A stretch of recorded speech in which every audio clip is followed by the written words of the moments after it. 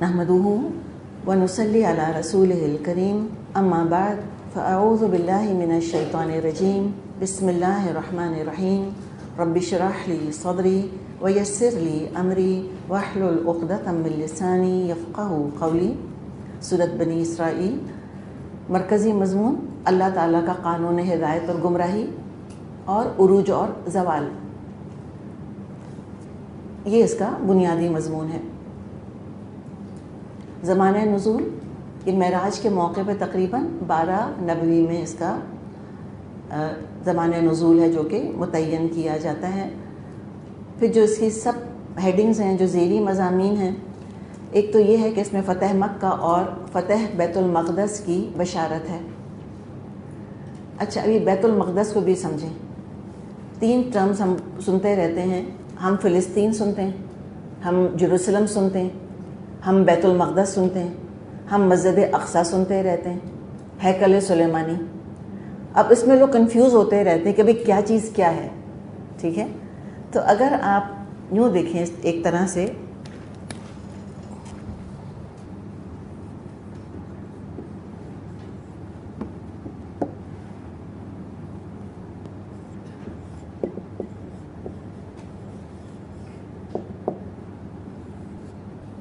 नज़र आ रहा है आपको? नीचे तो नहीं हो गया ज़्यादा? जी देख सकते हैं, ये जो लिखा है देखें।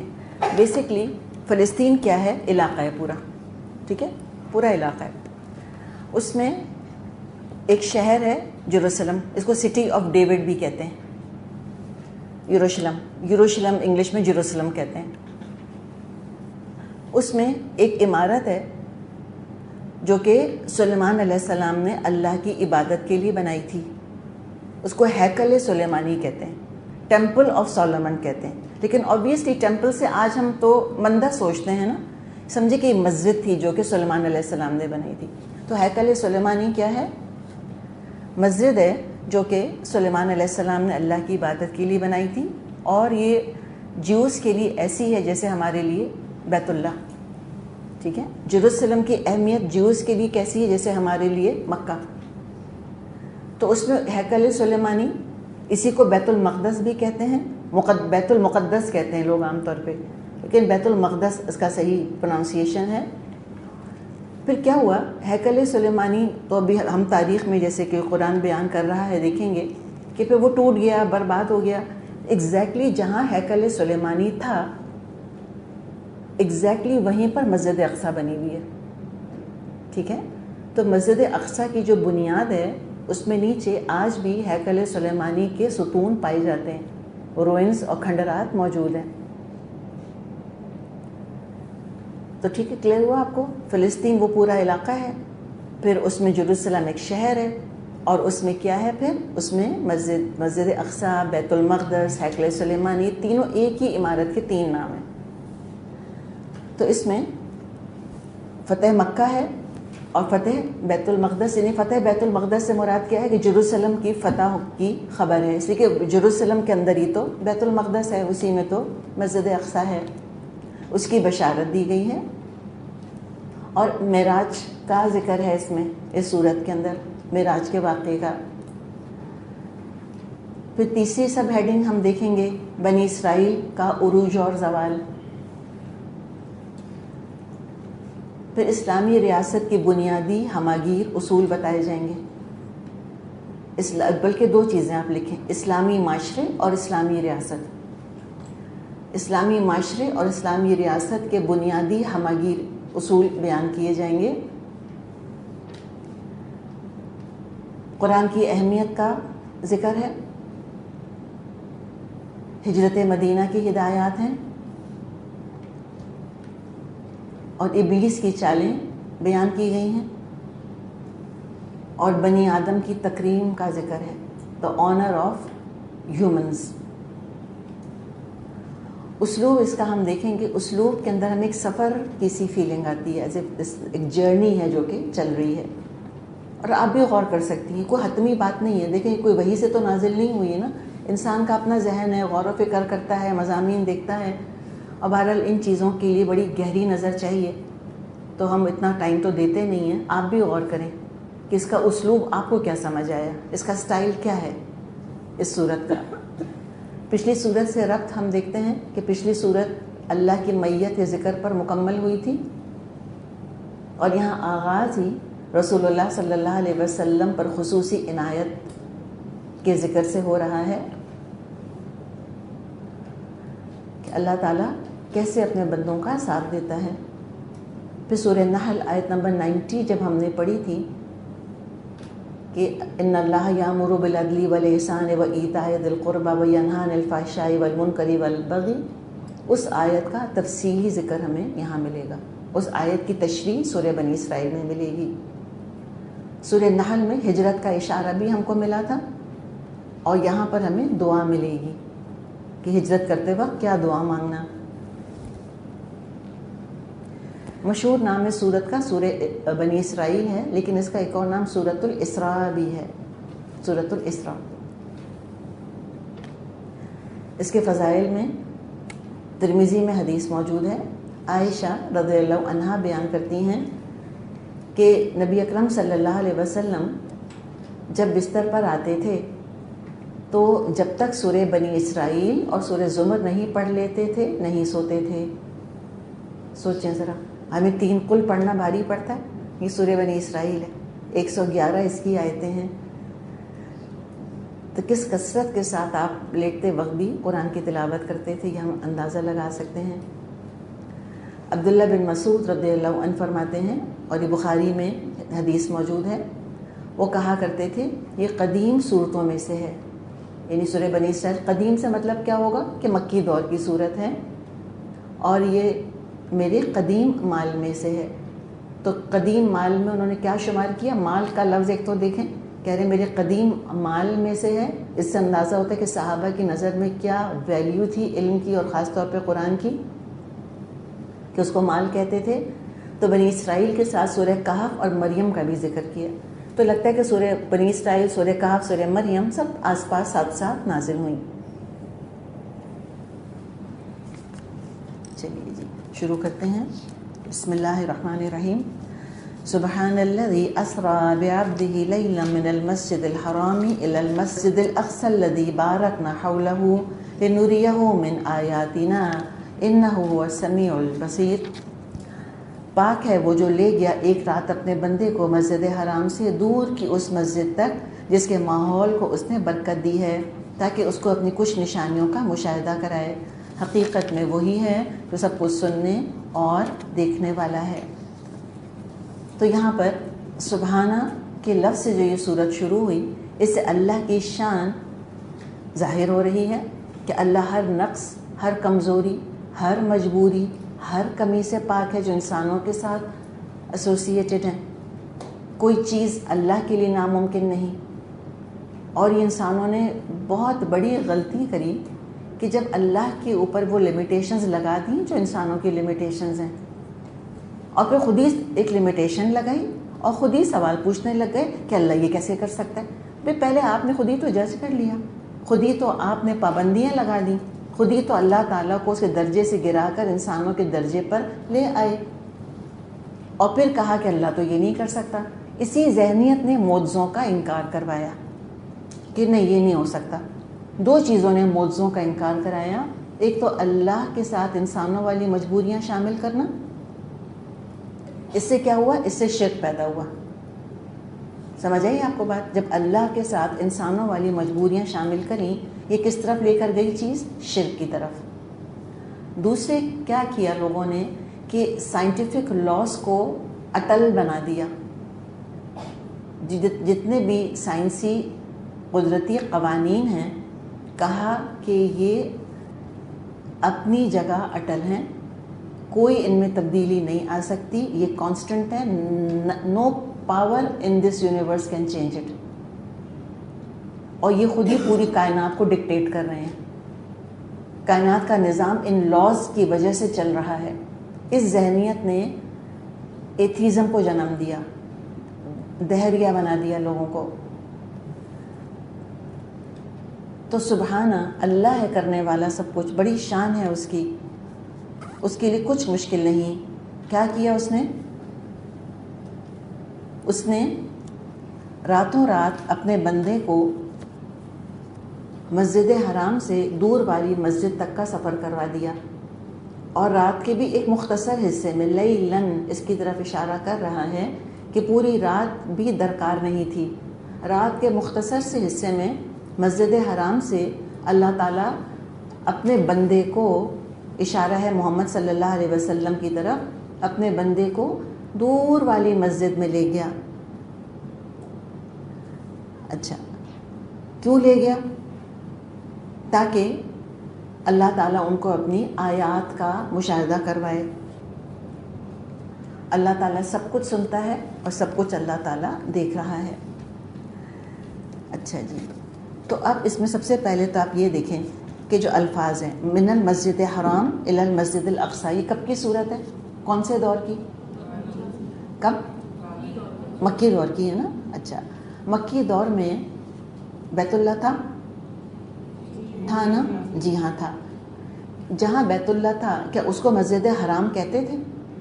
آف کورس نا، یہ نام نہیں تھا اس کا۔ اس کو مسجد کہیں گے؟ کفار کہیں گے کہ یہ مسجد ہے؟ مشرک کہیں گے کہ یہ مسجد ہے؟ وہ تو مسجدوں کے دشمن تھے، وہ کیوں کہیں گے؟ نہیں، تو وہ مسجد ایز سچ نہیں تھی، مسجد حرام اس کا نام نہیں تھا۔ اچھا، یہ مسجد اقصی، اب سنا ہے نام آپ نے مسجد اقصی؟ سب نے سنا ہے۔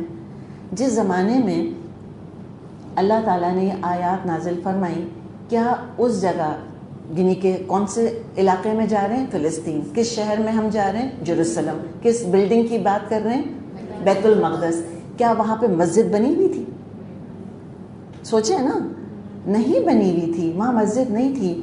یہ ہے خوشخبری کہ یہ جگہ فتح ہوگی، مکے کی، مکہ فتح ہوگا، یہاں مسجد بنے گی، مسجد حرام بنے گی۔ اور جب فتح ہوا مکہ تو اس مسجد کا نام کیا رکھا مسلمانوں نے؟ مسجد حرام۔ اللہ رکھ چکا تھا نام، اور اللہ نے پیش کی، خوشخبری دے دی ہے کہ جیروسلم فتح ہوگا۔ وہ کرسچینٹی کی جان تھی، وہ جگہ گڑھ تھا، وہ دل تھا یروشلم۔ اور پتہ ہے کتنے کروسیڈز ہوئے یروشلم کے پیچھے؟ پہلے مسلمانوں سے لیا انہوں نے، پھر مسلمانوں نے ان سے جنگیں کری، first crusade, second crusade, third crusade, ایک پوری کہانی ہے وہ کروسیڈرز کی اپنی۔ کیا مقصد تھا ان کا؟ جیروسلم۔ وہاں کو جانا چاہتے تھے، اس کو لبریٹ کرانا چاہتے تھے۔ پھر صلاح الدین ایوبی آئے، پھر انہوں نے ان کو کرسچن سے واپس لیا۔ تو یہ سارا معاملہ ہوا۔ تو جب جس زمانے میں یہ آیات نازل ہوئی تو وہ کس کے قبضے میں تھی؟ کرسچنس کے قبضے میں تھی۔ کیا وہاں مسجد بنی ہوئی تھی؟ Of course not. اللہ نے کیا نام دیا اس کو؟ مسجد اقصی۔ تو جب مسلمانوں نے یروشلم فتح کیا تو اس جگہ کو انہوں نے، اس بلڈنگ کو نام کیا دیا؟ مسجد اقصی۔ اس کو مسجد اقصی کا نام دیا۔ تو یہ ہے خوشخبری دراصل۔ اور اس نام کی کوئی دو عمارتیں موجود نہیں تھیں، یہ تو پھر بعد میں دونوں جگہوں کو مسجد بنایا گیا۔ مسجد بنانا اسی وقت ممکن تھا جب مسلمانوں کا اس پر قبضہ ہوتا۔ تو یہ تو تھوڑی سی ٹرمینالوجی ہے جو یہاں استعمال ہوئی، جو کہ اللہ کرے آپ کو کلیئر ہو گئی ہو۔ اچھا جی، اب یہ راتوں رات بھی عبد ہی، عبد کون ہے؟ کس کو لے گیا اللہ؟ یہ عبد کا اللہ تعالیٰ جب لفظ استعمال فرماتا ہے تو انتہائی آنر کے لیے کرتا ہے۔ اللہ سے دعا کیا کریں، اللہ تعالیٰ مجھے اپنا عبد بنا دے، ہاں، یا اماں بنا دے، کنیز بنا دے، اپنا غلام بنا دے اللہ تعالیٰ۔ تو نبی اکرم صلی اللہ علیہ وسلم کو اللہ تعالیٰ لے گیا راتوں رات، کہاں سے؟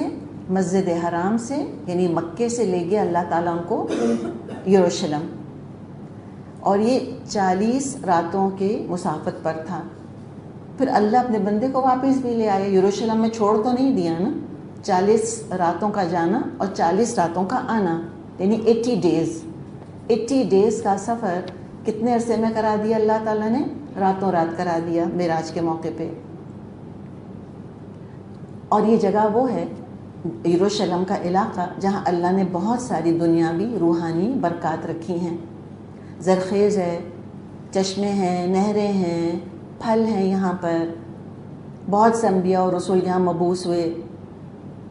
یہ وہ جگہ جہاں تورات پڑھی گئی، جہاں زبور پڑھی گئی۔ سٹی آف ڈیوڈ ہم نے کہا نا، داؤد علیہ السلام نے یہ شہر بسایا تھا، اور ظاہر ہے کتنی زبور پڑھی ہوگی انہوں نے وہاں پر۔ اور یہی علاقہ ہے جہاں پہ عیسیٰ علیہ السلام بھی رہے، تو انجیل پڑھی گئی یہاں پر، اور جب مسلمانوں کے قبضے میں آیا تو مسلمانوں نے کتنا قرآن پڑھا ہوگا. تو بڑی بڑی بابرکت جگہ ہے. سب سے پہلی مسجد جو دنیا میں بنی وہ تو قرآن کی گواہی موجود ہے. وہ کون سی ہے؟ بیت اللہ یعنی جو کہ مکے میں ہے. کعبہ کے بعد کعبہ سب سے پہلی مسجد، اور دوسری مسجد جو بنائی گئی اللہ کی عبادت کے لیے وہ کیا ہے؟ مسجد اقصیٰ. مسجد اقصیٰ تو بعد میں نام رکھا گیا. مسجد اقصیٰ سے یہاں مراد کیا ہے؟ بیت المقدس، یعنی جو سلیمان علیہ السلام نے بنائی تھی. تو سلیمان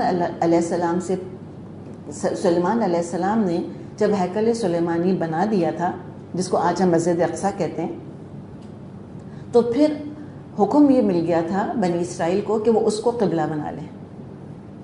تو وہ ان کا قبلہ تھا. تو مسجد حرام سب سے پہلی مسجد.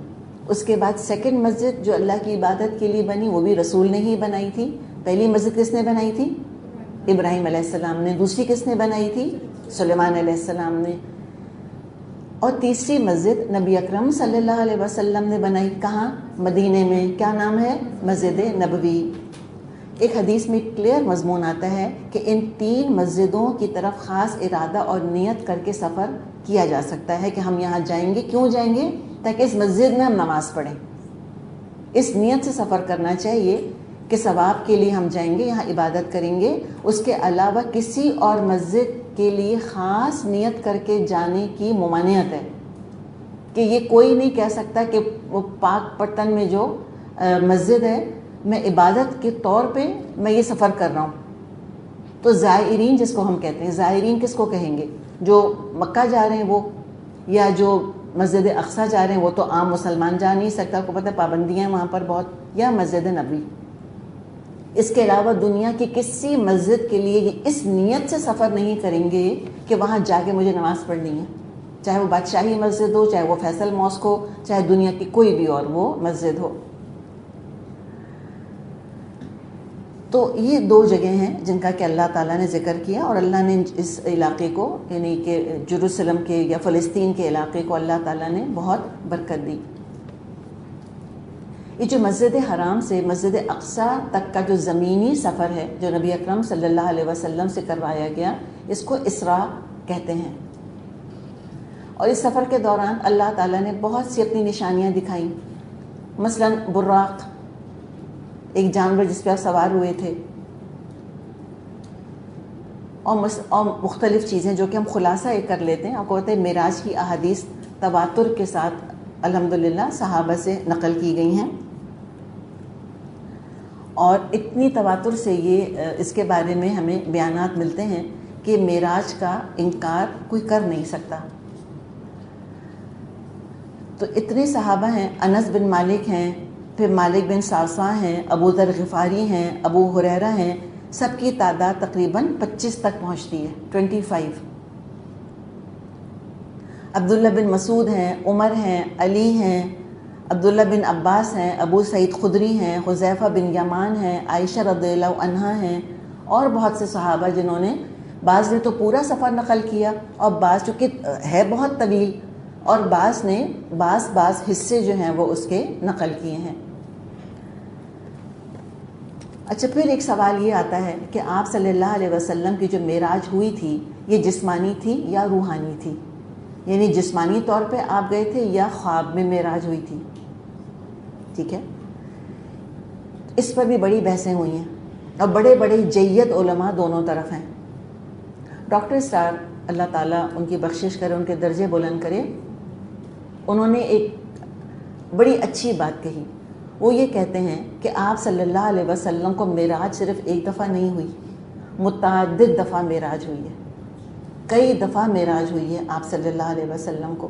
کئی دفعہ کیسے؟ خواب میں. کئی دفعہ آپ کو معراج ہوئی، لیکن جسمانی معراج ہے جس کا کہ یہاں ذکر ہے. دیکھیں، اگر تو یہ جسمانی معراج نہ ہوتی تو اس غیر معمولی طریقے کو اختیار کرنے کی قرآن کو کوئی ضرورت نہیں تھی کہ سبحان الذی اسری بعبدہ لیلا من المسجد الحرام الی المسجد الاقصی.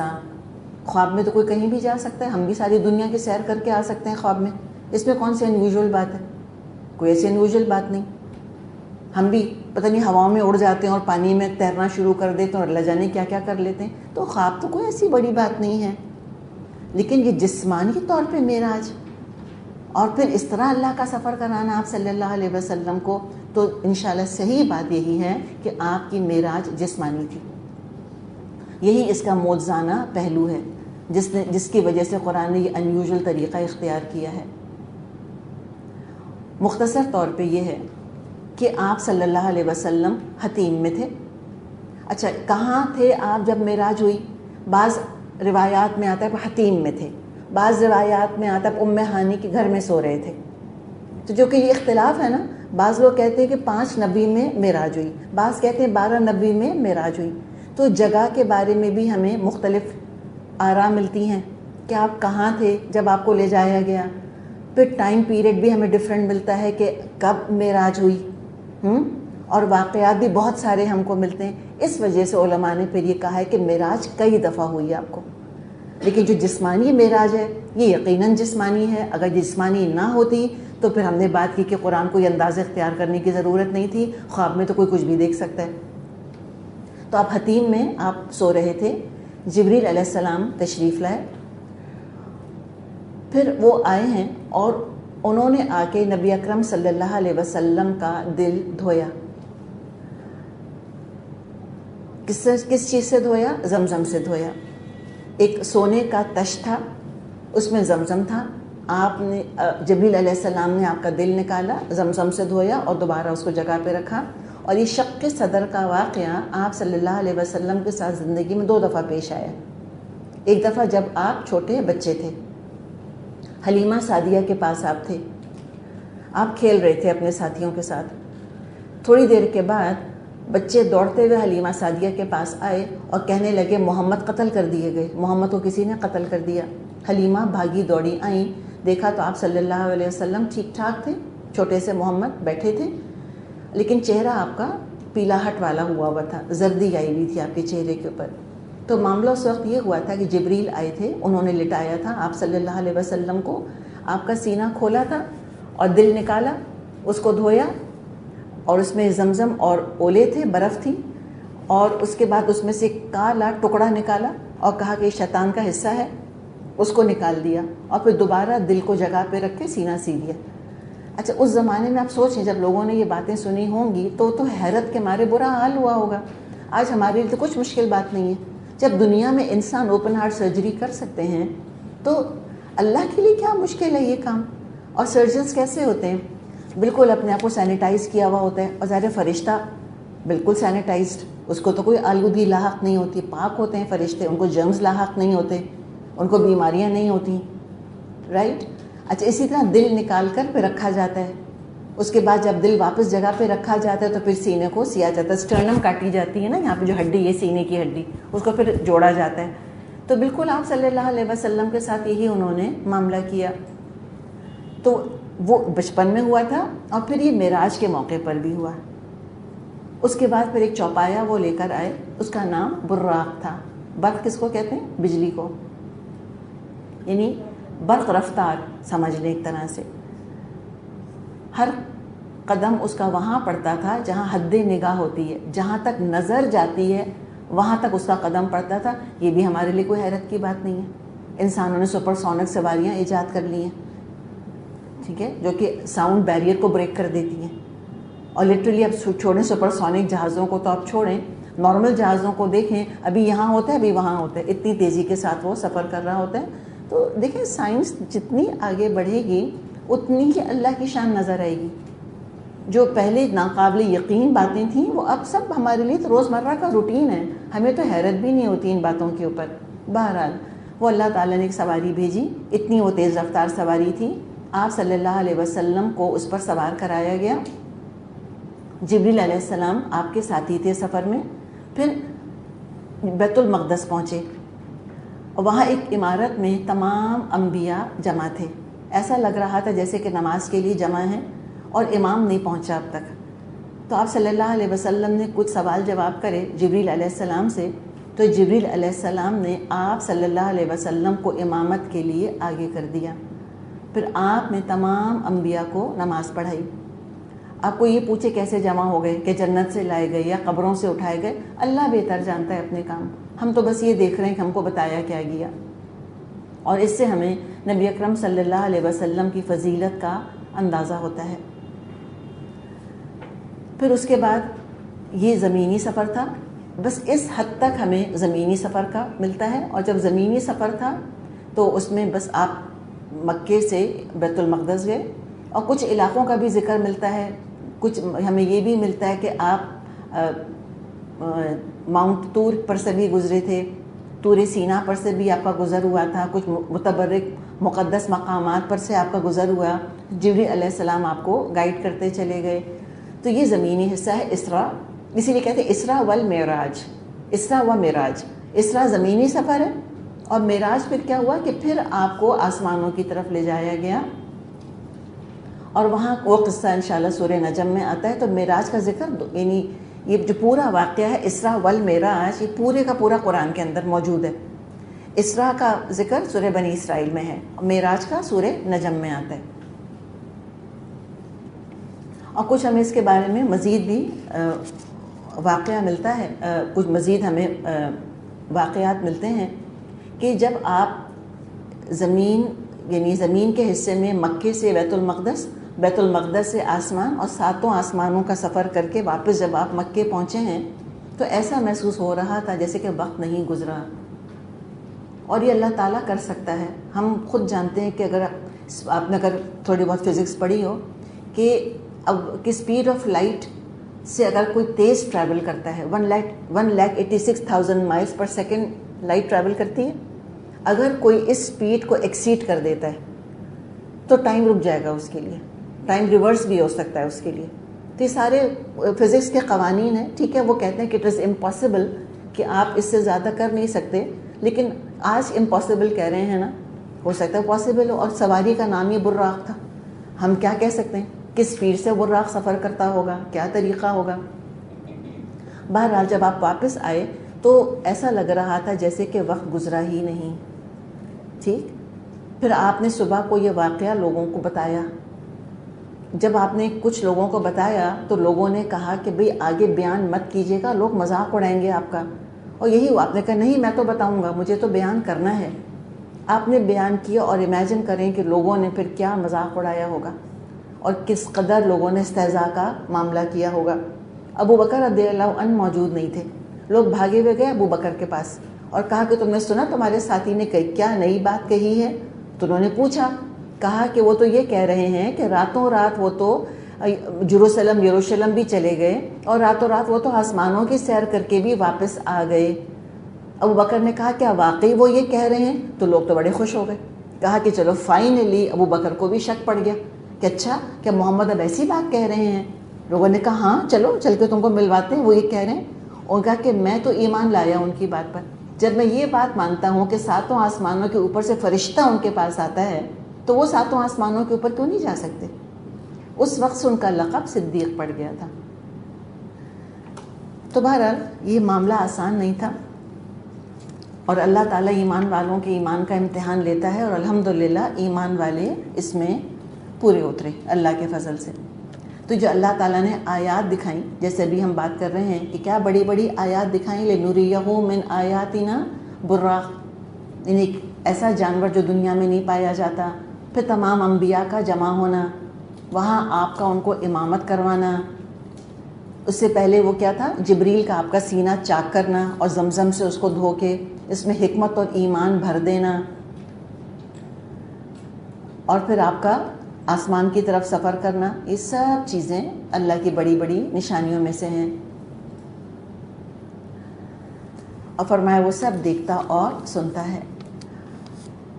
اب جب یروشلم کا ذکر آیا، بیت المقدس کا ذکر آیا، مسجد اقصیٰ کا ذکر آیا، تو جیسے بھی ہم نے بات کی تھی، یہ یہود کی تاریخ کا اہم ترین حصہ ہے. تو اب ان کا ذکر یہاں پر کیا جا رہا ہے، یہود کا. وَآتَيْنَا مُوسَى الْكِتَابَ وَجَعَلْنَاهُ هُدًى لِبَنِي إِسْرَائِيلَ أَلَّا تَتَّخِذُوا مِن دُونِي وَكِيلًا. ہم نے اس سے پہلے موسیٰ علیہ السلام کو کتاب دی تھی اور اس کو بنی اسرائیل کے لیے ذریعہ ہدایت بنایا تھا. اس تاکید کے ساتھ کہ میرے سوا کسی اور کو وکیل مت بنانا۔ اس سے پہلے کہ اس آیت پر ہم آئیں، ایک سوال یہ ہو سکتا ہے کہ اللہ تعالیٰ نے یہ تجربہ کیوں کرایا نبی اکرم صلی اللہ علیہ وسلم کو؟ کیوں اللہ تعالیٰ نے اسراء معراج کا بھی سفر کرایا، اور اللہ نے کیسے غیب کے پردے اٹھا کر ان کو حقائق جو ہیں وہ دکھا دیے؟ آپ نے اپنی آنکھوں سے جہنم دیکھی، آپ نے اپنی آنکھوں سے جنت دیکھی، اور آپ صلی اللہ علیہ وسلم نے اللہ سے خطاب کیا۔ وہ کہتے ہیں نا، عربی کی کہاوت ہے لیس الخبر کالمعائنہ، خبر میں اور معائنہ کے اندر کوئی کمپیریزن نہیں ہے۔ خبر کیا؟ کسی نے بتایا، تو رسول تو پہلے بھی ایمان لائے ہوئے تھے، ایسا تو نہیں ہوتا تھا کہ رسول کا ایمان نہیں ہوتا تھا، اللہ نے بتا دیا تھا ان کو وحی کے ذریعے سے کہ جنت ہے، جہنم ہے، یہ سب کچھ ہے، انہوں نے مان لیا تھا۔ لیکن آنکھوں دیکھی حقیقت، اس کا اثر ہی کچھ اور ہوتا ہے۔ تو لیس الخبر کالمعائنہ، خبر سننا ایسا نہیں ہوتا جیسے اپنی آنکھوں سے دیکھنا۔ ہم کہتے ہیں بھئی I have seen it with my own 2 eyes، میں نے اپنی آنکھوں سے یہ چیز دیکھی ہے جو تم کو میں بتا رہی ہوں۔ بتانے والے کا یقین اس کے اندر چھلک رہا ہوتا ہے۔ اور دوسری بات ایک اور سمجھیں، دنیا میں ادیان کی 2 اقسام ہیں میجر، جن کو ہم ورلڈ ریلیجنز کہتے ہیں، ٹھیک ہے؟ کمپیریٹیو ریلیجن میں بھی ان کے بارے میں پڑھا جاتا ہے۔ ایک کیا ہے؟ ایک ریویلڈ ریلیجنز ہیں، اس میں کون کون آتا ہے؟ جوڈیزم، کرسچینٹی، اسلام، ٹھیک ہے؟ ایک کیا ہے؟ ان کو فلسفیانہ مذاہب کہا جاتا ہے۔ ایک ابراہیمی مذاہب ہیں اور ایک فلسفیانہ مذاہب ہیں۔ ابراہیمی مذاہب کون لے کر آیا؟ انبیاء۔ فلسفیانہ مذاہب کی بنیاد کس نے رکھی؟ کیا خیال ہے آپ کا؟ تو انبیاء انسان نہیں ہوتے تھے؟ میں آپ سے کہہ رہی ہوں کہ ابراہیمی مذاہب کی بنیاد انبیاء نے رکھی، تو فلسفیانہ مذاہب کی بنیاد کس نے رکھی؟ جی،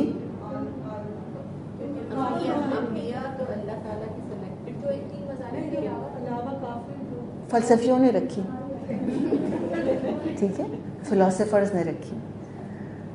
فلسفیانہ مذاہب کی بنیاد فلاسفرز نے رکھی۔ اچھا، اب ان دونوں میں ڈفرینس کیا ہے؟ نبی اور فلسفی کے اندر ڈفرینس کیا ہے؟ نبی جو ہوتا ہے وہ ڈائریکٹلی اللہ سے وحی لے رہا ہوتا ہے، اور اللہ غیب کے حقائق پر سے پردہ اٹھا کر حقیقت دکھا رہا ہوتا ہے۔ تو جو ابراہیمی مذاہب ہیں وہ ریالٹی بیسڈ ہیں، سالڈ نالج کے اوپر بیسڈ ہیں، ٹروتھ کے اوپر بیسڈ ہیں۔ وہ جو فلسفیانہ مذاہب ہیں، تو نبی کون ہوتا ہے؟ جو اللہ سے وحی لے رہا ہوتا ہے۔ فلسفی کون ہوتا ہے؟ فلسفی اپنے گمان سے بات کر رہا ہوتا ہے، اس کا خیال ہوتا ہے، وہ اس کے اپنے ذہن کا تخیل ہوتا ہے، یہ اس کی اپنی سوچ ہوتی ہے، اس کی اپنی فلسفی ہوتی ہے۔ تو آپ کے کیا خیال ہے کہ حق پر مبنی کون سے دین ہے؟ آبویسلی جو وحی پر مبنی ہے، جو نبی لے کر آئے ہیں، کوئی کمپیریزن ہی نہیں ہے۔ اسلام کا بدھزم سے کیا کمپیریزن ہے؟ کوئی کمپیریزن نہیں ہے۔ اسلام کا ہندوازم سے کیا کمپیریزن ہے؟ کوئی کمپیریزن نہیں ہے۔ ظاہر ہے وہ اپنے اٹکل پچوں کے تیر چلا رہے ہیں، یہ ان کے اپنے خیالات ہیں، انسانی ذہن کار فرما ہے۔ انبیاء جو لے کر آئے ہیں ادیان، اس کے پیچھے اللہ کا سالڈ علم ہے جو کہ دیا گیا ہے، کسی انسان کی سوچ کے اوپر تو وہ مبنی نہیں ہے۔ تو یہ ہے دراصل دونوں چیزوں میں فرق۔ اچھا، اب موسیٰ علیہ السلام کا ذکر کیا گیا کہ اللہ تعالیٰ نے فرمایا کہ ہم نے موسیٰ کو کتاب دی تھی، اس کو بنی اسرائیل کے لیے ذریعہ ہدایت بنایا تھا، اس تاکید کے ساتھ کہ میرے ساتھ کسی کو وکیل مت بنانا، یعنی ہرگز شرک مت کرنا۔ بیت المقدس یہودیوں کی تاریخ کا اہم ترین حصہ ہے، اور ہم جانتے کہ ساری جنگ وہیں پر ہو رہی ہے، اسی حصے میں، اسرائیل کی اور عرب کنٹریز کی۔ مسلمان کہتے ہیں یہ ہمارا حق ہے، یہود کہتے ہیں یہ ہمارا حق ہے۔ تو ڈسپیوٹڈ پراپرٹی کی طرح وہ جگہ ایک ڈسپیوٹڈ لینڈ بنا ہوا ہے۔ اچھا، یہ جو جگہ ہے یروشلم کا علاقہ، فلسطین کا علاقہ، یہیں پر بنی اسرائیل کو عروج ملا۔ داؤد علیہ السلام، سلیمان علیہ السلام کی بادشاہتیں قائم ہوئیں، اور جو بادشاہتیں قائم ہوئی تھیں داؤد اور سلیمان علیہ السلام کی، وہ موسیٰ علیہ السلام کی شریعت کی بنیاد پر ہی قائم ہوئی تھیں۔ جب بھی بنی اسرائیل نے تورات کو نافذ کیا، عروج پایا، جب تورات کو چھوڑا زوال کا شکار ہوئے. جب یہ آیات نازل ہوئیں سورہ بنی اسرائیل کی یہ والی آیات، اس زمانے میں بیت المقدس یہودیوں کے ہاتھ سے چھن چکا تھا، عیسائیوں کا اس پر قبضہ تھا، اور عیسائیوں نے یہودیوں کے داخلے تک پر پابندی لگا دی تھی. they were not allowed to enter Jerusalem. قدم نہیں رکھ سکتے تھے، وہ بیت المقدس میں آ نہیں سکتے تھے وہ. تو جروسلم کے داخلے پر پابندی لگائی ہوئی تھی، اور جو ان کی عبادت گاہ تھی، کون سی عبادت گاہ؟ ہیکل سلیمانی، جو سلیمان علیہ السلام نے بنایا تھا. بڑی عظیم الشان انہوں نے وہ عمارت بنائی تھی، جو ان کا اس عمارت کا ڈسکرپشن ملتا ہے یہود کی تاریخ میں. غیر معمولی عمارت تھی، ظاہر جنوں کو ساتھ ملا کر وہ عمارت بنائی گئی تھی. ہم امیجن کر سکتے ہیں کہ کیا اس کی شان و شوکت ہوگی. تو عمارت تو کھنڈر بن چکی تھی اس وقت تک. تو انہوں نے کیا کیا تھا، وہ ہیکل سلیمانی کی جو جگہ تھی اس کو انہوں نے سمجھے کہ ڈمپنگ سائٹ بنایا ہوا تھا، کچرا کنڈی بنایا ہوا تھا. سارا شہر کا، پورے جروسلم کا کچرا وہاں لا کر پھینکا جاتا تھا. تو یہ ان کا معاملہ تھا اس وقت. اچھا، اب ہم تھوڑا سا آگے پیچھے ہسٹری میں ہوں گے، آپ کو ذرا جاگ کر سننے کی ضرورت ہے. یہ کب کا واقعہ ہے؟ جب یہ آیات نازل ہوئیں. پھر کیا ہوا؟ وقت کے ساتھ مسلمانوں کے قبضے میں وہ جگہ آ گئی، اور مشہور و معروف واقعہ ہے کہ عمر رضی اللہ عنہ کے دور میں وہ علاقہ فتح ہوا. مسلمان گئے جروسلم پر، انہوں نے سیچ ڈال دی تھی جا کر عمر رضی اللہ عنہ کے دور میں. اور جو وہاں کے پادری تھے وہ جروسلم کو انہوں نے جب محاصرہ کیا تھا مسلمانوں کی فوجوں نے، تو وہ اندر محصور ہو گئے تھے عیسائی. انہوں نے کہا تھا مسلمانوں سے کہ ہمارے پاس اتنا غلہ، اتنا راشن ہے، تم 100 سال کھڑے رہو گے، تم فتح نہیں کر سکتے ہم کو. انہوں نے کہا تھا کہ ہمیں تم میں سے وہ شخص نظر نہیں آ رہا جس کا ڈسکرپشن ہماری کتابوں میں لکھا ہوا ہے کہ اس کے ہاتھوں جروسلم فتح ہوگا، ہم صرف اس کو جروسلم کی چابی دیں گے، یروشلم کی چابی دیں گے، تم کو نہیں دیں گے. تو ان لوگوں نے پھر، فوج نے پھر عمر رضی اللہ عنہ کو خط لکھا کہ آپ تشریف لائیے. اور پھر ہم وہ جانتے ہیں، rest is history as they سے، کہ ایک ہی اونٹ تھا. عمر رضی اللہ عنہ ماشاءاللہ جو ان کا حلیہ ہوا کرتا تھا، پیبند لگے کپڑے پہننے ان کو بہت پسند تھے. آج کے دور میں تو وہ بہت ان ہوتے آبویسلی، جینس پھٹی ہوئی اور اس پہ پیبند لگے ہوئے اور سارا کچھ ہوا ہوا، لیکن وہ اپنے زمانے میں ان تھے. لیکن جو سپر پاور ہوتا ہے وہ ان ہوتا ہے. بات ساری کمپلیکسز تو غلاموں کو ہوتے ہیں نا، ہم بیچارے مسلمان جیسے اس حال میں آ جائیں. جو ٹرینڈ سیٹرز ہوتے ہیں وہ تو ورلڈ پاور ہوتے ہیں، ان کو تھوڑی فکر کسی کی ہوتی ہے. اور مزاج میں فقیری تھی عمر رضی اللہ عنہ کے، تو ایک ہی اونٹ لے کر چلے. بھائی 2 اونٹ لے کے بھی جا سکتے تھے. پھر وہ گئے ہیں، ایک غلام ساتھ تھا، اور جب وہ باری باری دونوں سوار ہوا کرتے تھے. جب وہ جروسلم کے دروازے پر پہنچے، اتفاق ایسا ہوا کہ غلام کی باری تھی، وہ اونٹ پر بیٹھا ہوا تھا. ہم اور کہتے بھائی تو اتر جائے سر، ذرا مجھے بیٹھنے تھے بھائی، اب تو obviously داخل ہونے کا ٹائم آ رہا ہے. تو نہیں، وہ تو عمر تھے، وہ غلام ہی سوار تھا. اور عمر رضی اللہ عنہ اونٹ کی نکیل پکڑ کر جروسلم میں داخل ہوئے. یہ فاتح، سوچیں آپ ذرا، فاتح مصر یہی ہیں، انہی کے زمانے مصر فتح ہوا، ایران فتح ہوا، عراق فتح ہوا، آدھی دنیا فتح کر لی تھی. اور یہ سادگی دیکھیں، اللہ پتہ نہیں کب ہم میں آئے گی یہ سادگی. ہم کب اتنی زیادہ نمائشوں کے اوپر اور سجانے پہ اور سنوارنے پہ ہم کب تک پتہ نہیں پڑے رہیں گے. خیر وہ الگ ایک دکھ مرثیہ، وہ کبھی اور ہم روئیں گے. جب لوگ وہاں پہ جو ان کا پریسٹ تھا، چیف پریسٹ، وہ آیا، لٹرلی اس کے ہاتھ میں کتاب تھی اور کتاب پڑھتا تھا اور عمر رضی اللہ عنہ کو دکھتا تھا، اور کہا کہ وہ ساری نشانیاں ان کے اندر موجود ہیں. تو انہوں نے چابی دی ان کو، پھر کیا کی چابی لے. پھر اس طرح مسلمان داخل ہوئے. پھر وہ ان کو اپنے چرچ میں لے کر گئے اور کہا کہ آپ یہاں نماز پڑھ لیجئے. عمر نے کہا کہ نہیں، اگر آج میں نے آپ کے اس چرچ میں نماز پڑھ لی، کل مسلمان اس کو مسجد بنا دیں گے.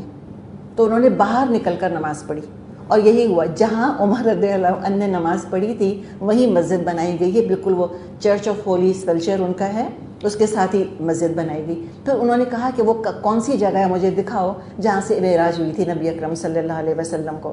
تو وہ ان کو عیسائی وہاں لے کر گئے اور وہ جگہ دکھائی. کتنا دکھ ہوا عمر رضی اللہ عنہ کو کہ کیا کچرے کے انبار یہاں پڑے ہوئے ہیں.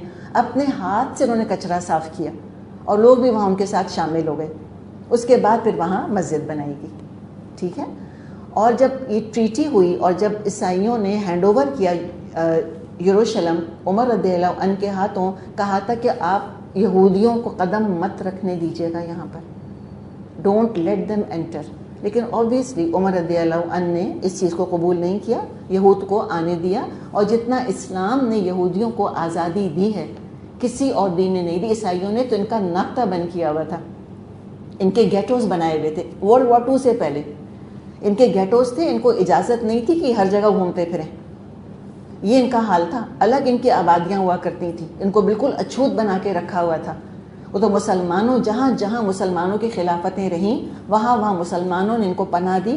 ہر جگہ یورپ سے ان کو نکال دیا جاتا تھا اور پھر ان کو پناہ دی. آٹومن ٹرکس نے ان کو سب سے زیادہ پناہ دی تھی اپنے علاقے کے اندر, جب پورے یورپ سے ان کو نکال دیا گیا تھا. ان کے شپس چلا کرتے تھے, شپس واپس کر دیے جاتے تھے کہ ہم نہیں آپ کو یہاں پناہ دے رہے. تو مسلمانوں نے پناہ دی, اپنے درباروں میں ان کو مقام دیا, ان کی عزت کری, ان کے ہنر کو استعمال کیا. اور پھر بہرحال جو انہوں نے بدلہ دیا وہ بھی سب کے سامنے ہے.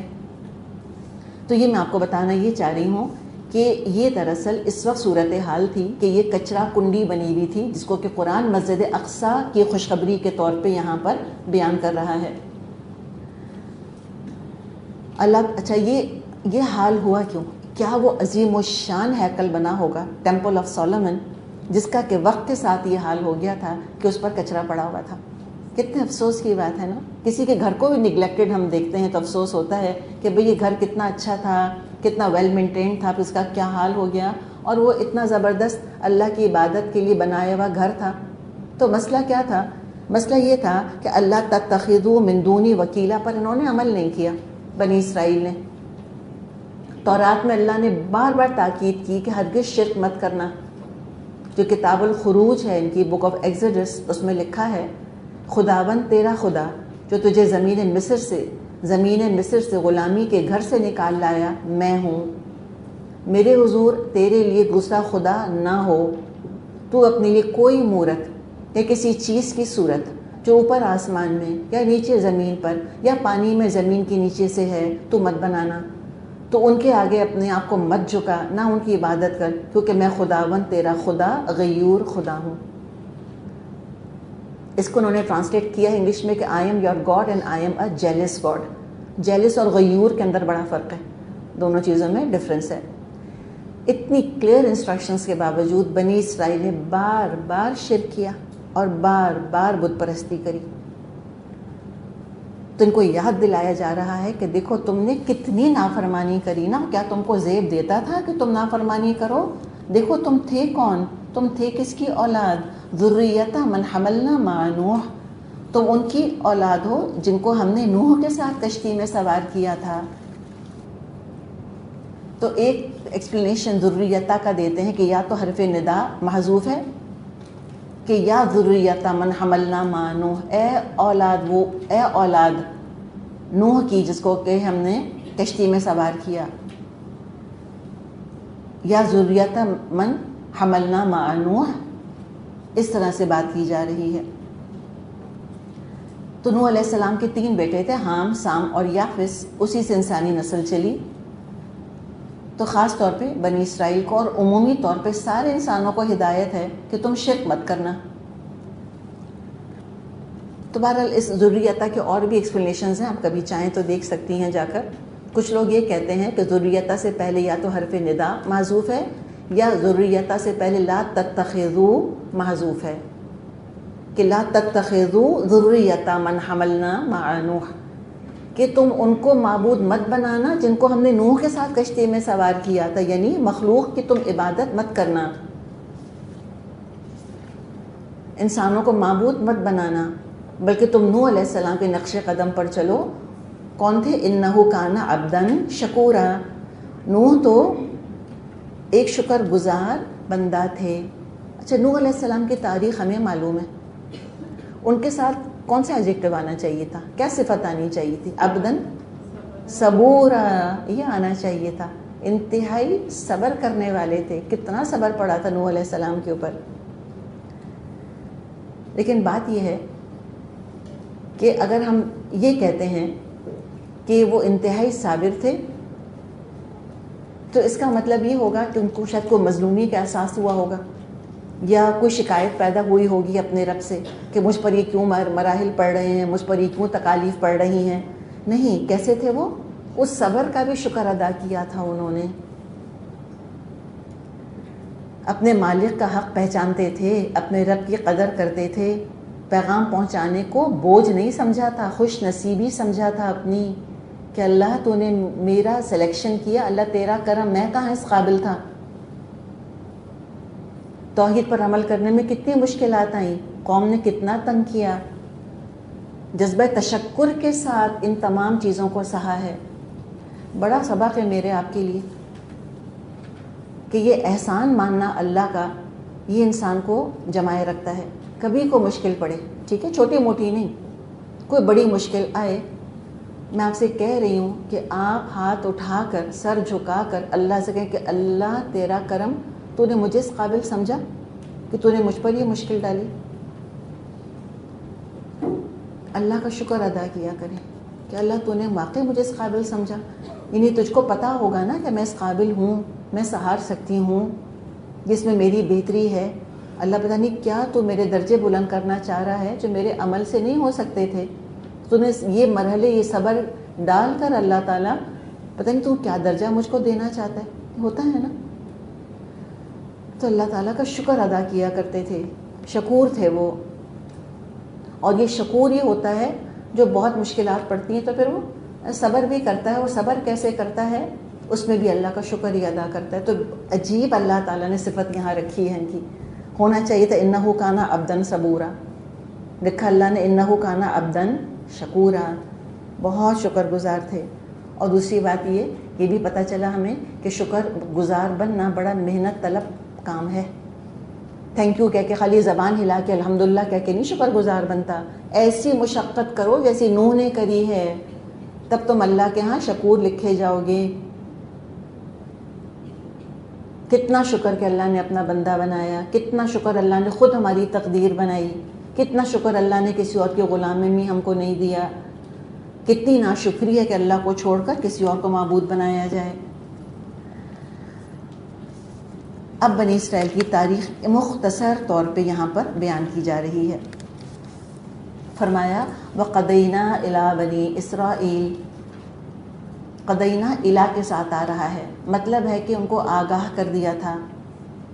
ہم نے اپنی کتاب میں وقدینہ الی بنی اسرائیل فی الکتاب لتفسدن فی الارض مرتین ولتعلن علوا کبیرا, ہم نے اپنی کتاب میں بنی اسرائیل کو اس بات پر متنبع کر دیا تھا کہ تم 2 مرتبہ زمین میں فساد عظیم برپا کرو گے اور بڑی سرکشی دکھاؤ گے. اچھا, جو فساد عظیم کا ذکر ہے اور کتاب میں اللہ نے لکھ دیا تھا, تو کس کتاب میں اللہ نے لکھ دیا تھا؟ کون سی کتاب ملی تھی بنی اسرائیل کو؟ تورات ملی تھی. تورات میں بھی موجود ہے یہ بات, یہ پیشن گوئی. اور جو بنی اسرائیل میں مختلف انبیاء آتے رہے, مثال کے طور پہ داؤد علیہ السلام, ان کو کون سی کتاب ملی تھی؟ زبور ملی تھی. اس میں بھی یہ تمام پیشن گوئیاں موجود ہیں. اس کے علاوہ جو بنی اسرائیل کے انبیاء آئے اس زمانے میں, جب کہ بنی اسرائیل حد درجے کی سرکشی اختیار کر چکے تھے, انہوں نے ان کو وارن کیا, انہوں نے بار بار ان کو بتایا کہ تم ابھی بھی سنبھل جاؤ, تم ابھی بھی درست ہو جاؤ. اچھا جی, اب یہ 2 فساد جو ہیں لتفسدن فی الارض مرتین, اب یہ 2 فساد کون سے ہیں؟ تو مفسرین نے اور ہسٹورینز نے, مورخین ان کو پوائنٹ آؤٹ کرنے کی کوشش کی ہے, پن پوائنٹ کرنے کی کوشش کی ہے. دیکھیں, بنی اسرائیل وقتاً فوقتاً فساد تو مچاتے رہے, بھی انہوں نے بچھڑی بنا لیا تھا, یہ بھی کچھ کم فساد تو نہیں تھا.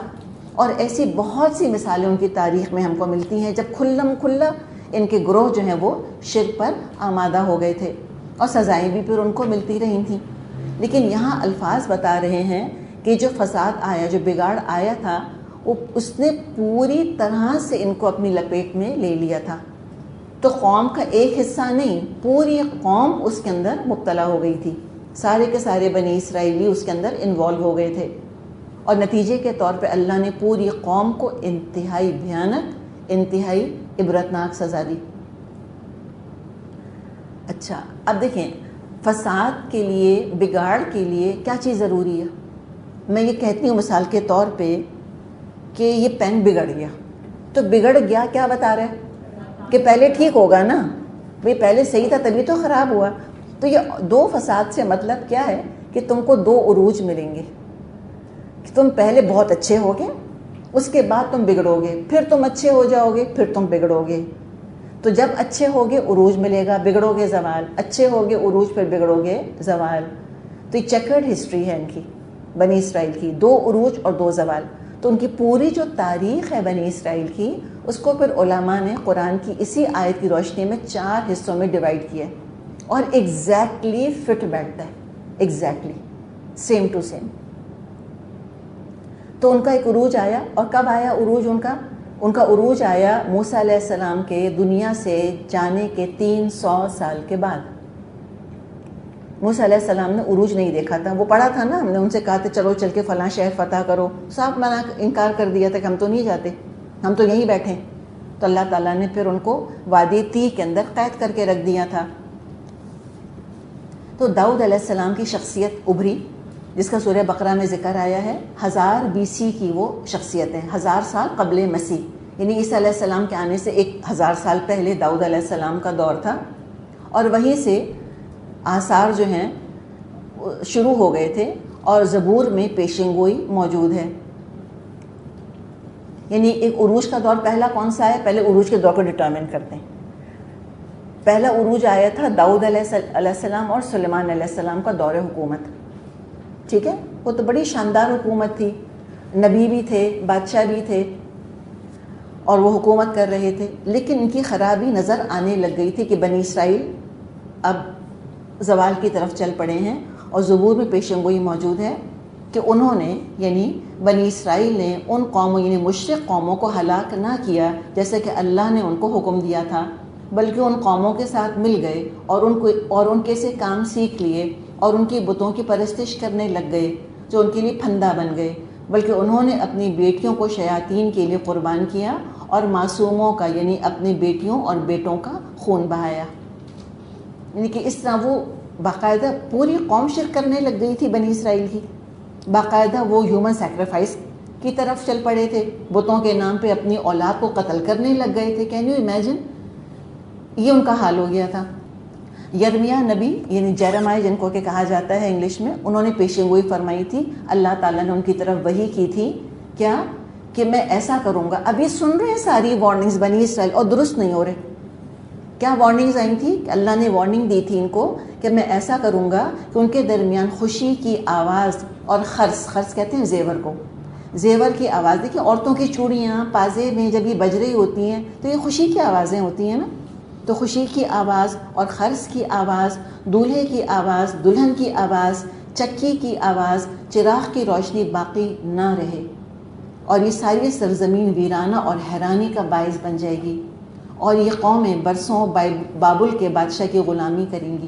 یعنی اس میں فگر آیا ہے 70 ایگزیکٹ 70 بھی ہو سکتا ہے کہ 70 سال یہ بابل کے بادشاہ کی غلامی کریں گی اور 70 آ سکتا ہے لمبے عرصے کے لیے بھی. تو یہ سب کچھ موجود تھا، پھر بھی یہ انسان نہیں بنے، پھر بھی یہ مومن نہیں بنے، اللہ کے بندے نہیں بنے. تو پھر کیا ہوا؟ جی اب کیا ہوا؟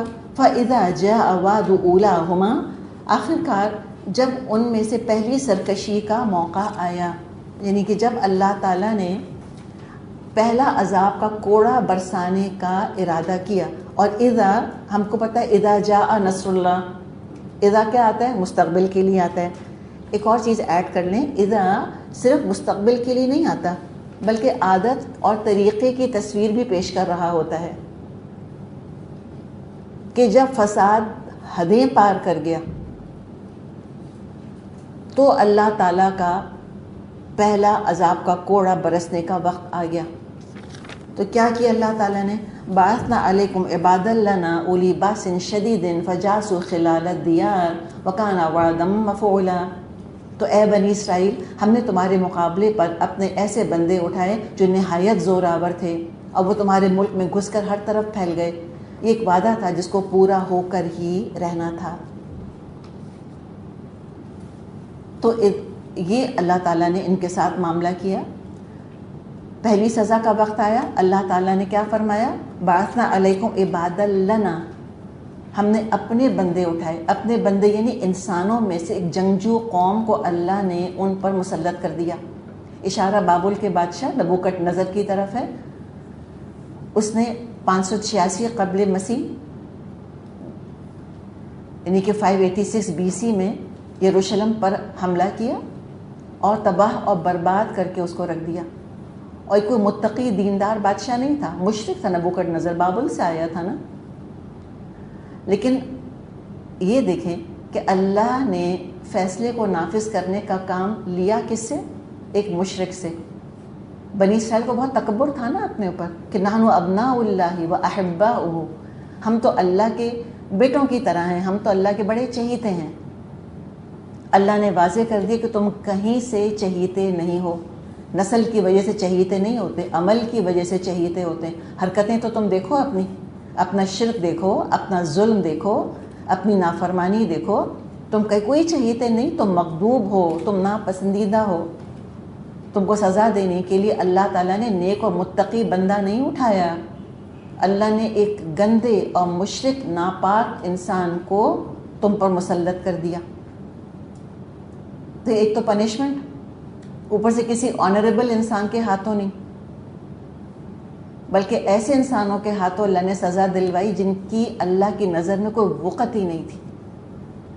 ایڈنگ انسلٹ ٹو انجری جس کو ہم کہتے ہیں. عبرت بھی اور ذلت بھی. ضربت علیہم الذلۃ والمسکنہ. جیسے کہ انڈیا میں جوتے لگوانے کی سزا ہوا کرتی تھی. کسی نے کوئی غلط حرکت کری ہوتی تھی، اس کو جوتے مارتے تھے، سزا تھی یہ. اور جوتے کس سے لگوایا کرتے تھے؟ ہندوؤں میں ایک سب سے زیادہ لوور کاسٹ ہیں، چمار کہلاتے ہیں، جو جمعدار جن کو کہ جو گندگی وغیرہ اٹھاتے ہیں، تو وہ چمار سے جوتے لگواتے تھے. تو یہ کہاوت بن گئی کہ جوتے لگوائے وہ بھی چمار کے ہاتھوں. یعنی اس کو ہم کہیں نا کہ ایک تو بے عزتی، اور بے عزتی کے اوپر ایک اور بے عزتی کہ جوتے لگانے والا بھی کوئی ایسے نہیں کہ قاضی ہے، کوئی وکیل ہے، کوئی رسپیکٹیبل انسان ہے معاشرے کا، نہیں، چمار کے ہاتھوں جوتے لگوائے. لٹرلی اللہ تعالیٰ نے ان کے ساتھ یہ معاملہ کیا. کیا کیا انہوں نے جب نبوکڈ نظر نے حملہ کیا ان کے اوپر؟ ایک تو تھے اولی باسن شدید، سخت جنگجو قوم تھی. یہ جو بیبلونینز تھے، زبردست آرٹ آف وار ان کو آتا تھا. فجاسو خلال الدیار، وہ تمہارے گھروں کے اندر گھس گئے.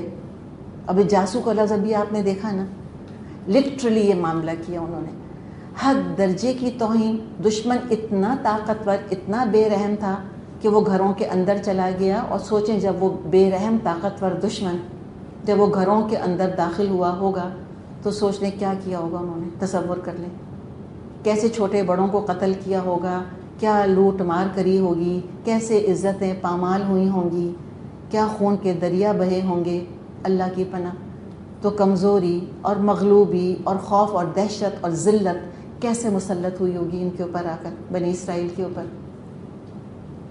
نہ صرف یروشلم میں گھس کر اس نے یہ معاملہ کیا نبوکڈ نظر نے، بلکہ جو ہیکل سلیمانی اتنا خوبصورت سلیمان علیہ السلام نے بنایا تھا، جس میں کہ پچھلے 500 سال سے عبادت کر رہے تھے یہ، اس کی بھی لٹرلی اینٹ سے اینٹ اس نے بجا دی.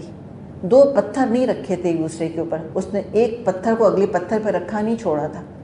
ایسے اس نے تباہ کیا تھا، ایسے اس نے اس کو برباد کیا. اور یہ ہم دیکھتے ہیں کہ اس میں انبیاء نے کیا کچھ ان سے کہا تھا. اتنا زیادہ زوال آ چکا تھا بنی اسرائیل کے اوپر اس عرصے کے اندر کہ ان کے نبیوں نے ان سے کہا تھا کہ اے یروشلم، اے یروشلم، جو نبیوں کو قتل کرتا ہے، جو تیرے پاس بھیجے گا ان کو سنسار کرتا ہے. اور یہ ہم نے پڑھا ہے نا قرآن میں کہ بعض انبیاء کو تم نے جھٹلا دیا اور بعض کو تم نے قتل کر دیا. تو یہ تو بنی اسرائیل کی تاریخ تو انبیاء کے خون سے رنگی ہوئی ہے. اللہ جانے کتنے انبیاء کو انہوں نے قتل کیا. تو یہ کہا انہوں نے کہ جو نبیوں کو قتل کرتا ہے، جو تیرے پاس بھیجے گا ان کو سنسار کرتا ہے. کتنی بار میں نے چاہا کہ جیسا مرغی اپنے بچوں کو پروں تلے جمع کر لیتی ہے، اس طرح میں بھی تیرے لڑکوں کو جمع کر لوں، لیکن تو نے نہ چاہا. دیکھو تمہارا گھر تمہارے لیے ویران چھوڑا جاتا ہے. میں تم سے سچ کہتا ہوں یہاں پتھر پر پتھر باقی نہ رہے گا جو گرایا نہ جائے. تو یہ معاملہ ان کا ہوا. اس طرح سے ان کا حال خراب ہوا. اور اس میں بہت کچھ انہوں نے کہا ان کے بارے میں. کیا تمہارا حال ہے کہ اے شہر یعنی ایک حزقیل ان کے نبی تھے، انہوں نے بھی ان کو سمجھایا تھا اور وارن کیا تھا کہ تم حرکتیں درست کر لو اپنی. کہا تھا اے شہر تو اپنے اندر خونریزی کرتا ہے تاکہ تیرا وقت آئے اور تو اپنے لیے بت بناتا ہے کہ تجھ کو ناپاک کریں. دیکھ اسرائیل کے عمرہ سب کے سب جو تجھ میں ہیں مقدور بھر خونریزی پر مستعد تھے. تیرے اندر انہوں نے ماں باپ کو حقیر جانا، تیرے اندر انہوں نے پردیسیوں پر ظلم کیا، تیرے اندر انہوں نے یتیموں اور بیواؤں پر ستم کیا. تو نے میری پاک چیزوں کو ناپاک جانا، میرے سبتوں کو ناپاک کیا. سب کا رول بھی توڑا تھا انہوں نے.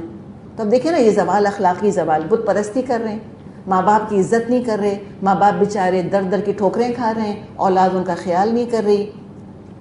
اور کیا کہا تھا انہوں نے کہ تیرے اندر وہ چغل خوری کرنے والے خون کرواتے ہیں، تیرے اندر وہ جو بتوں کی قربانی کھاتے ہیں، تیرے اندر وہ جو فسق و فجور کرتے ہیں، تیرے اندر وہ ہیں جنہوں نے اپنے باپ کی حرم شکنی کی.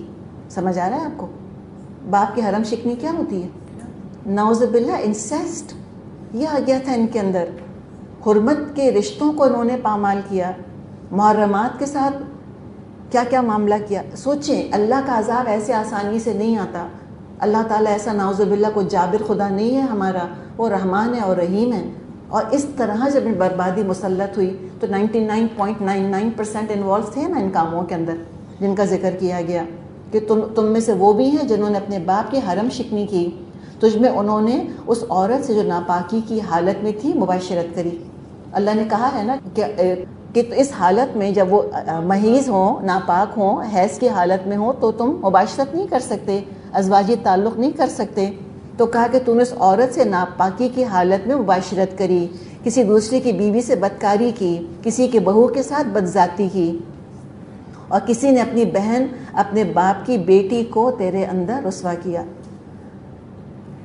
تیرے اندر انہوں نے خونریزی کری، رشوت خواری کری، تو نے سود لیا، ظلم کر کے اپنے پڑوسی کو لوٹا اور مجھ کو فراموش کر دیا.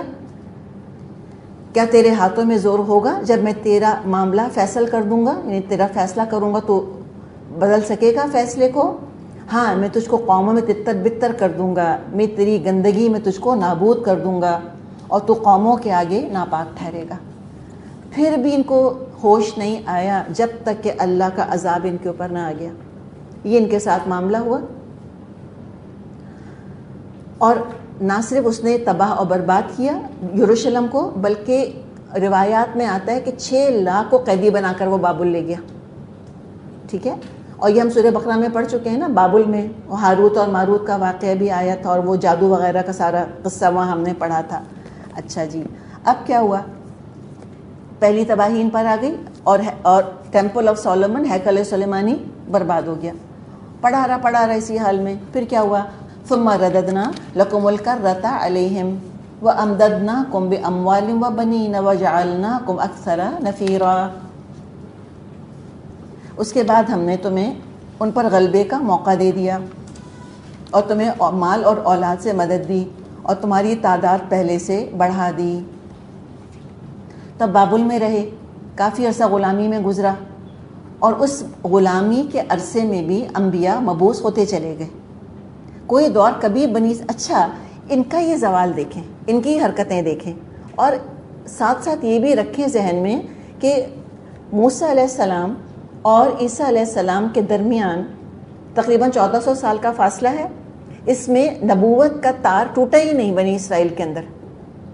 جیسے حدیث میں آتا ہے کہ بنی اسرائیل تسوسہم الانبیاء، بنی اسرائیل کی سیاست انبیاء کے ہاتھوں میں تھی. کلما ہلاک نبی خلفہ نبی، جب ایک نبی ہلاک ہوتا تھا اس کی جگہ دوسرا نبی آ جایا کرتا تھا.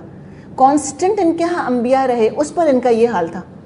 آج ہم کو 1400 سال گزرے ہیں اور ہم روتے پیٹتے ہیں کہ کوئی نبی ہم میں ہوتا تو ہمارا یہ حال نہ ہوتا. ان میں تو کانسٹنٹ انبیاء رہے، اور ایٹ اے ٹائم 2 انبیاء رہے، بعض دفعہ 3 بھی تھے، بیک وقت 3 انبیاء. اس پر ان کی بدعمالی کا یہ معاملہ تھا. جتنا اللہ کا غضب بھڑکتا ان کے اوپر وہ کم تھا. بہرحال اس کے بعد پھر ان کے اندر انبیاء غلامی کی حالت میں بھی انبیاء آتے رہے. ان کی محنت تھی، ان کی کوششیں تھیں، کچھ اصلاح کا جذبہ ابھرا، کچھ حال اپنا بہتر کیا. اچھا، تورات کا صرف ایک نسخہ تھا اور وہ کہاں رکھا ہوا تھا؟ ٹیمپل آف سولومن میں رکھا تھا. جب ٹیمپل آف سولومن کو آگ لگائی تو تورات کا نسخہ بھی ختم ہو گیا, ایکسٹنکٹ ہو گیا. نہ حفظ کیا تھا, نہ لوگوں کو سکھایا تھا, نہ ان کے علماء نے لوگوں کو پڑھایا تھا, تو تورات ایکسٹنکٹ ہو گئی. بس that was the end of Torah. غلامی کے دور میں انہوں نے اپنی یادداشت سے تورات کو دوبارہ مرتب کیا جو آج ان کے پاس ہے. تو اس کے اندر انہوں نے اپنی ہسٹری بھی شامل کر لی, اور ظاہر بھول بھال گئے تھے تو اپنے سوچ سے انہوں نے اپنی یادداشت سے لکھا, تو غلطیاں بھی کریں, اور تحریف کرنے کے تو ویسے ہی ماہر تھے, یہ تحریفات بھی کرتے چلے گئے اس کے اندر. بہرحال وہ سارا معاملہ ہوا, اور تقریباً پھر 60-75 سال کے بعد ایسا ہوا کہ بابل پر ایران کے بادشاہ نے حملہ کیا, سائرس نے, کنگ سائرس, اس کو ذوالقرنین کہا جاتا ہے. تو وہ بابل اور ایران کی جنگ چل رہی تھی. ایران نے بابل پر, بیبلون پر حملہ کیا, اور جب بیبلونینز کو شکست دی تو پھر کیا کیا کہ جو بیبلونینز نے غلام بنائے ہوئے تھے, قیدی بنائے ہوئے تھے, جس میں کہ بنی اسرائیل تھے, تو بنی اسرائیل کو انہوں نے لبریٹ کر دیا اور ان کو پرمیشن دے دی کہ تم واپس اب جیروسلم چلے جاؤ. اس زمانے سے بنی اسرائیل ایرانیوں کے بڑے شکر گزار رہے ہیں. یہود کا ایران کے ساتھ بہت پرانا رشتہ ہے, تو یہیں سے ان کی دوستی شروع ہوئی. پھر دوبارہ فلسطین گئے, زائن اس جگہ کو کہا کرتے تھے. اس کو دیکھا, روئے دھوئے کہ کیا حال ہو گیا اس کا, نئے سرے سے اس کو آباد کیا, اور پھر کچھ اللہ تعالیٰ کی فرما برداری شروع کری تو اللہ نے مال تعداد میں برکت دی, اور پھر دوبارہ سے انہوں نے ہیکل کی کنسٹرکشن کری. ٹھیک ہے. اچھا, پہلی دفعہ کس نے ہیکل بنایا تھا؟ نبوکدنضر نے. اس کے بعد پھر انہوں نے بنایا. ٹھیک ہے. اب جب انہوں نے وہ ہیکل بنایا, اس کے بعد وقت کے ساتھ ساتھ پھر اس ہیکل کے اندر اور اضافہ ہوتا گیا. فائنلی ایک ان کا بادشاہ تھا ہیروڈ نام کا, HEROD, ہیروڈ. یہودی تھا, لیکن یہ اب زمانہ کون سا آ گیا ہے, ہم آگے چلتے چلتے چلتے چلتے ہم آ گئے ہیں ہم عیسیٰ علیہ السلام کے دور میں. ٹھیک ہے. تو ان کا پہلے ایک عروج آیا, پھر ان کا زوال آیا, پھر تھوڑا سا ان کا پھر دوبارہ سے عروج آیا جب انہوں نے اپنے آپ کو تھوڑا سا اللہ کی شریعت کا پابند کیا. اس کے بعد پھر وہ عروج کے بعد ذرا سا پھر زوال شروع ہوا. زوال کس طرح سے آیا کہ رومنز مسلط ہو گئے آ کے ان کے اوپر. اچھا, رومنز نے اپنا پپٹ کنگ بنا دیا ہیروڈ. ہیروڈ تھا جیو, لیکن جس کو براؤن صاحب ہوتے ہیں نا جیسے ہمارے یہاں, ایسے سمجھے ان کا براؤن صاحب تھا. اصل میں وفادار رومنز کا تھا, لیکن تھا بہرحال جیو. اس نے پھر باقاعدہ بہت خوبصورت ہیکل دوبارہ بنایا, سیکنڈ ٹائم. یہ سیکنڈ کنسٹرکشن تھی ہیکل سلیمانی کی. ابھی جو دیوار بچی ہوئی شاید آپ نے دیکھی ہوگی, ویلنگ وال اس کو کہتے ہیں, دیوار گریا, وہ آج بھی موجود ہے. تو یہ ہیروڈ کی بنائی ہوئی کنسٹرکشن ہے جو کہ بچ گئی ہے. اچھا, تو پھر کیا ہوا, ابھی تک تو معاملہ ٹھیک چلتا رہا. تو اللہ تعالیٰ نے فرمایا کہ ہم نے تم کو تعداد میں بھی بڑھایا, مال بھی دیا.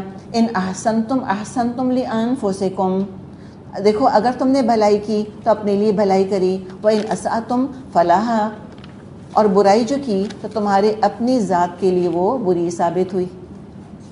پھر رفتہ رفتہ کہ زوال بھی ایک دن میں تو نہیں آتا نا, زوال آنے میں بھی تو وقت لگتا ہے. اب زوال آتے آتے آتے آتے کیا معاملہ ہوا, عیسیٰ علیہ السلام آ گئے. کیا معاملہ کہ عیسیٰ علیہ السلام کے ساتھ انہوں نے, ہم اچھی طرح جانتے ہیں, اپنے بس پڑھتے تو ان کو سولی ہی چڑھا دیا. تو اللہ تعالیٰ نے فرمایا فَإِذَا جَاءَ وَعْدُ الْآخِرَةِ لِيَسُوءُوا وُجُوهَكُمْ وَلِيَدْخُلُوا الْمَسْجِدَ كَمَا دَخَلُوهُ أَوَّلَ مَرَّةٍ وَلِيُتَبِّرُوا مَا عَلَوْا تَتْبِيرًا. پھر جب دوسرے وعدے کا وقت آیا, ہم نے دوسرے دشمنوں کو تم پر مسلط کر دیا تاکہ وہ تمہارے چہرے بگاڑ دیں اور مسجد میں اسی طرح گھس جائیں جس طرح پہلے دشمن گھسے تھے, اور جس چیز پر ان کا ہاتھ پڑے اس کو تباہ کر کے رکھ دیں. تو اب کتنا عرصہ گزر گیا, کون سا عروج آیا تھا ان کا؟ سلیمان علیہ السلام کے زمانے میں عروج آیا تھا. ٹھیک ہے. پھر ان کا زوال آ گیا تھا, رائٹ, جو ہم نے پڑھا قصہ. اس کے بعد ان کا ایک اور عروج بیچ میں آیا تھا. پھر یہ ذرا بہتر ہوئے تھے, کچھ حالات ان کے اچھے ہوئے تھے, اور وہ کنسٹرکشن ہوئی دوبارہ ہیکل سلیمانی کی. پھر کچھ عرصے بعد پھر زوال شروع ہوا, اور وہ ہوتے ہوتے اپنی انتہا کو کب پہنچا کہ جب عیسیٰ علیہ السلام کو انہوں نے اتنی سخت دشمنی کا مرکز بنایا, نشانہ بنایا, اور اپنے بس پڑتے ان کو سولی چڑھا دیا.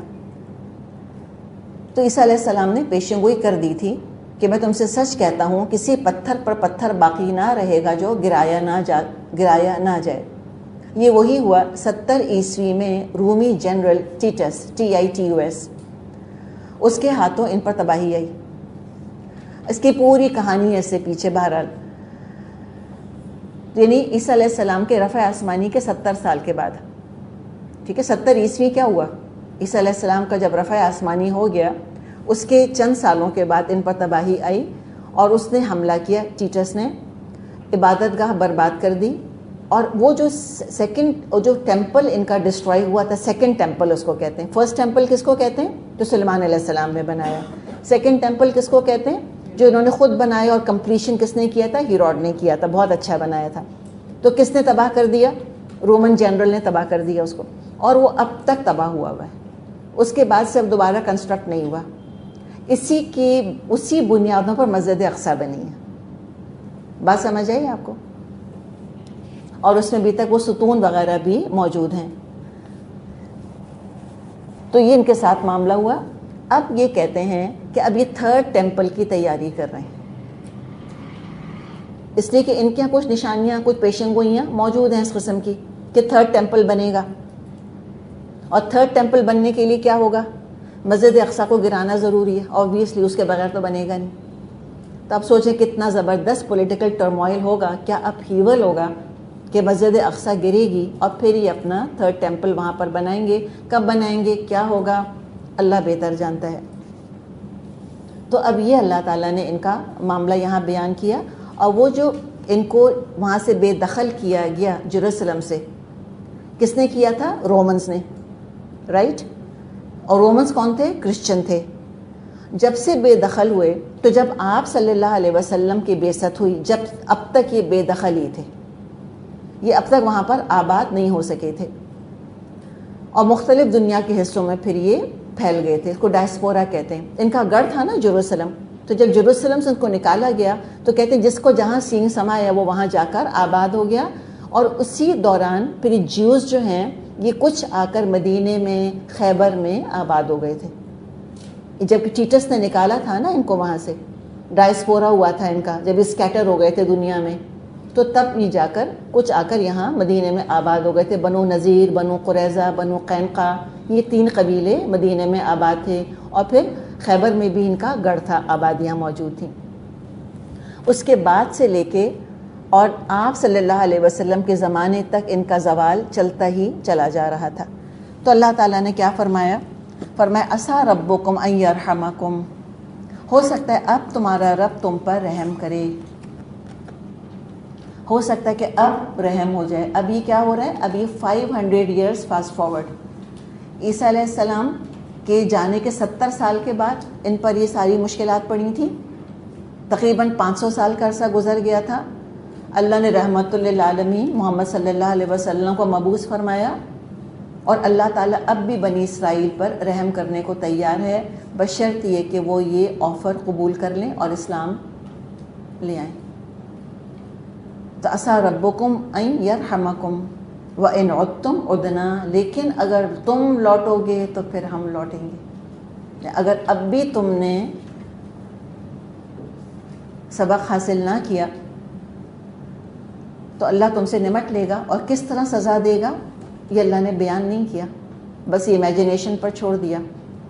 اور دنیا میں تو یہ ہوگا تمہیں پھر تھرڈ ٹائم تم کو سزا دیں گے, اور ہم وہ جانتے ہیں وہ تھرڈ ٹائم کب ہوا. تو نون ہسٹری ہے, ہٹلر نے کیا حال کیا ان کا. تو وہ ان کو عذاب ملا اللہ کی طرف سے. اور یہ دنیا کا معاملہ اور آخرت کا معاملہ بیان کیا. وَجَعَلْنَا جَهَنَّمَ لِلْكَافِرِينَ حَصِيرًا, اور ہم نے جہنم کو تو کافروں کے لیے قید خانہ بنا کے رکھا ہوا ہے. إِنَّ هَذَا الْقُرْآنَ يَهْدِي لِلَّتِي هِيَ أَقْوَمُ وَيُبَشِّرُ الْمُؤْمِنِينَ الَّذِينَ يَعْمَلُونَ الصَّالِحَاتِ أَنَّ لَهُمْ أَجْرًا كَبِيرًا. حقیقت یہ ہے یہ قرآن وہ راہ دکھاتا ہے جو بالکل سیدھی ہے. جو لوگ اس کو مان کر بھلے کام کرنے لگیں ان کو یہ بشارت دیتا ہے کہ ان کے لیے بڑا اجر ہے. وَأَنَّ الَّذِينَ لَا يُؤْمِنُونَ بِالْآخِرَةِ أَعْتَدْنَا لَهُمْ عَذَابًا أَلِيمًا, اور جو لوگ آخرت کو نہ مانیں ان کو یہ خبر دیتا ہے کہ ان کے لیے ہم نے دردناک عذاب مہیا کر رکھا ہے. تو ابھی جو آپ کو ایک چھوٹا سا پیراگراف سنایا تھا کہ ان کے علماء نے، ان کے انبیاء نے جو ان سے کہا تھا کہ تمہارا یہ حال ہوگا اور کیا کچھ تمہارے ساتھ معاملہ اللہ تعالیٰ کرے گا، تو اس میں ایک تو پہلے تباہی سے پہلے ان کو وارن کیا گیا تھا، اور سیکنڈ تباہی سے پہلے عیسیٰ علیہ السلام نے ان کو وارن کیا تھا کہ تم کو میں بتاتا ہوں کہ کوئی پتھر پر پتھر باقی نہیں رہے گا. جیسے ابھی آپ کو بتایا تھا نا کہ عیسیٰ علیہ السلام نے کہا تھا کہ میں سچ کہتا ہوں کہ کسی پتھر پر پتھر باقی نہ رہے گا جو گرایا نہ جائے. ایگزیکٹلی یہی ہوا. انہوں نے کیا کیا تھا، انہوں نے بیت المقدس میں بہت سارا سونا جمع کر لیا تھا. اچھا اب کیا ہوا کہ جب بیت المقدس کو جنرل ٹیٹس نے آگ لگائی تو کیا ہوا، جتنا گولڈ تھا وہ سارا میلٹ ہو گیا، اور میلٹ ہو کے وہ اینٹوں کے بیچ میں چلا گیا. تو رومن سپاہیوں نے اس کو حاصل کرنے کے لیے لٹرلی اینٹوں کو توڑا ہے. 2 اینٹوں کو انہوں نے توڑا تاکہ وہ سونا اس میں سے وہ نکال لیں. تو یہ ان کا بہت عبرتناک معاملہ ہے جو ان کے ساتھ ہوا، اور جو آپ صلی اللہ علیہ وسلم نے فرمایا ہے کہ تم اور بنی اسرائیل ایسے ہو جاؤ گے جیسے ایک جوتا دوسرے جوتے جیسا ہوتا ہے، سیم بالکل. تو جو یہ 4 عروج اور زوال کے ادوار بنی اسرائیل پر گزرے ہیں، تو مسلم اسکالرز نے بھی ریسرچ کی ہے، اور مسلمانوں کی جو 1400 سال کی تاریخ ہے اس کو بھی اسی طرح 4 ادوار میں ڈیوائڈ کیا کہ ہمارے بھی اسی طرح 2 عروج اور 2 زوال آئے ہیں. اور اتنی سملیرٹی ہے ان کے اندر، اتنی آپس سے مطابقت ہے کہ واقعی جیسے ایک جوتا دوسرے جوتے جیسا ہوتا ہے. یہی ہمارا حال تھا. تو بس ہمارا بھی نجات کا راستہ قرآن ہے، اور بنی اسرائیل کا نجات کا راستہ بھی قرآن ہے. سب کو اسی راستے پر چلنا ہوگا. قرآن ہی ہدایت ان کو دے گا. قرآن ہی کو امام بنائیں گے تو یہ ہدایت پائیں گے اور عذاب سے بچیں گے، ورنہ نہیں. تو بنی اسرائیل کو، مشرکین قریش کو دعوت ہے کہ ایمان لے آؤ، بجائے انذار اور وعیدوں کے تبشیر اور وعدوں کے مستحق بن جاؤ گے. اللہ تعالی ہم سب کو بھی ہدایت دے کہ ہم بھی اس کی قدر کر سکیں. چلیں اب آپ بریک لے لیں، پھر ہم آگے چلیں گے انشاءاللہ.